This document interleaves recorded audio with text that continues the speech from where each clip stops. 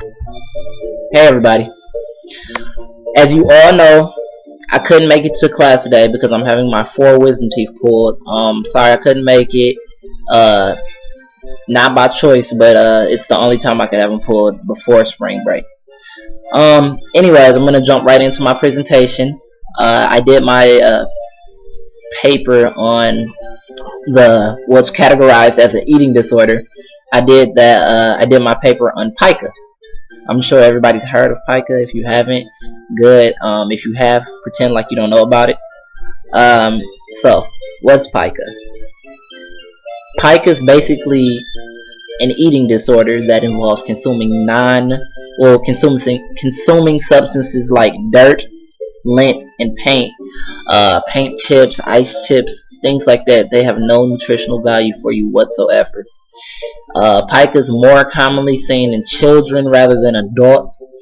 And honestly, in my opinion, it's more viewed in children because when you're a kid, eating off of the floor isn't something that people look at as a disorder. It's like, oh, they're cute, they're kids, they're gonna do things like that, like eating leaves or something outside. You're a kid, so it's looked at as normal. So a lot of parents overlook that, and when it goes on for too long, that's when you actually have a problem. But I'll get into that a little bit later. So, moving on to the prevalence rate for pica. I'm just gonna come out with this right now and say that it's unclear. According to some of the websites I looked at, they said the prevalence rate for institutionalized populations that have pica range from 4% to 26%.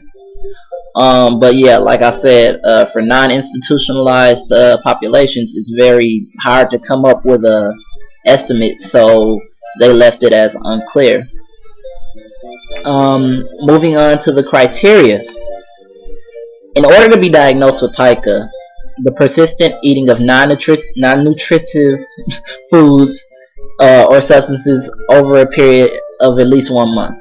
So, like I was saying earlier, if you have a child that's been eating off of the floor constantly, eating lint, pennies, just things around. I'm looking around my floor just to see if I can see anything, but just non-nutritional things that have no nutritional value whatsoever, and it's been going on for at least a month. It's probably time for you to get that checked out. Your child might have pica, or you might have pica if you've been doing it. Um, I'm still on the criteria. Whatever is being consumed, it's inappropriate to the developmental level of the individual. Um, Another criteria would be the eating behavior is not part of cultural or social norms. I know in like some religions, I'm not sure which ones, but I know some of them. I heard this in my cultural diversity class.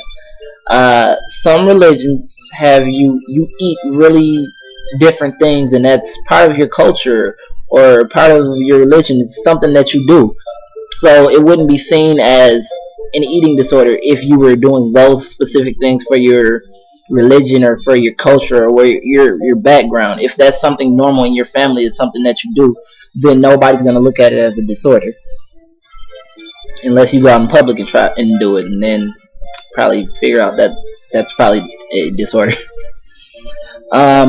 Still with the criteria, if the eating behavior occurs with other mental disorders, it is sufficiently severe to go get this checked out by another physician immediately. Um, some of the other disorders include autism, schizophrenia, and then they got the medical conditions that include pregnancy, and in my case it will probably be asthma.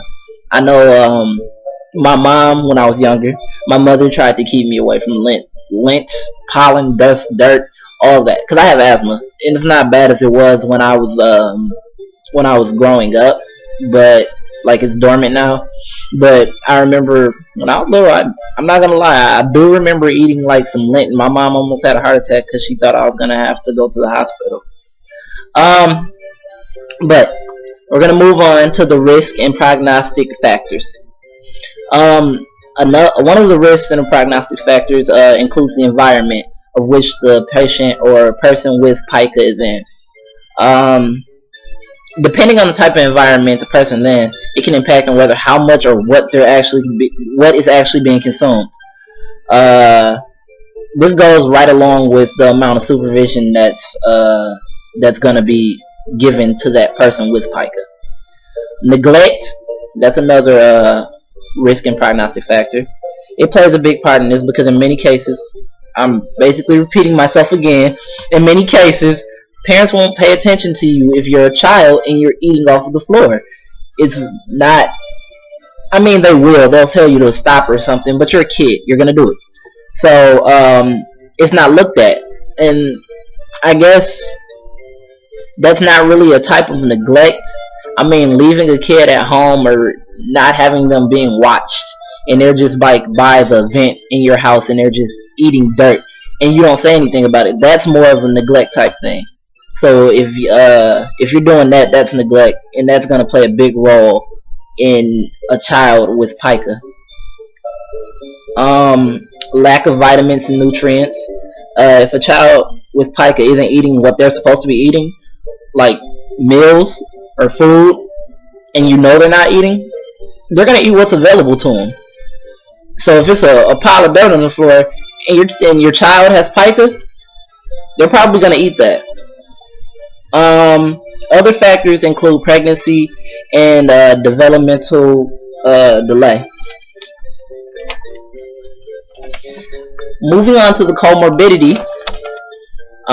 Basically, the most common disorder associated with pica would be any disorder in the autism spectrum. Also, that includes the intellectual disabilities and, to a lesser degree, schizophrenia and OCD. I have a video for you guys. I don't know if Troy wants to play it. You can play it if you want. I have a video for you guys. It's like 2 minutes and 42 seconds. It's just a little bit more about what pica is. That's all I really have for you guys today.